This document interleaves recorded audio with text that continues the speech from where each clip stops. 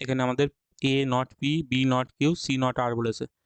কেন বলেছে? এগুলো যদি সমান হয়ে যেত তাই তখন নিচের এই টার্মগুলো কিন্তু আমাদের জিরো হয়ে যেত।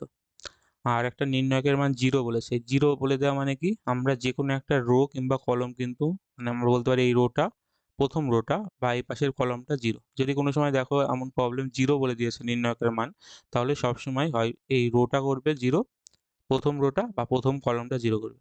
তাহলে কেউ যদি বলো প্রথম কলমের সব টার্মগুলো জিরো করবো, তাহলে তার মানে কি পিউ জিরো করতে হবে আমাদের, এও জিরো, এও জিরো। দেখো এখানে এটা দুবার রিপিট পাচ্ছি, তাহলে এটা আমরা কোনো একটা সুবিধা হবে না।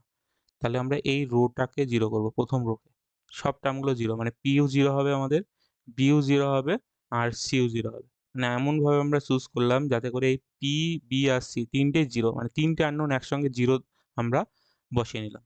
তাহলে দেখো, তাহলে এখানে আমরা বসাচ্ছি, দেখো আমরা জেনে গেছি পির মান জিরো, তাহলে zero by zero minus a plus q, q এর মান আমরা জানি না, কিউ কিউ থাকলে, আর বির মান জিরো জানি, প্লাস আর, আর এর মান আমরা জানি না, আর সির মান কিন্তু জিরো আমরা জানি।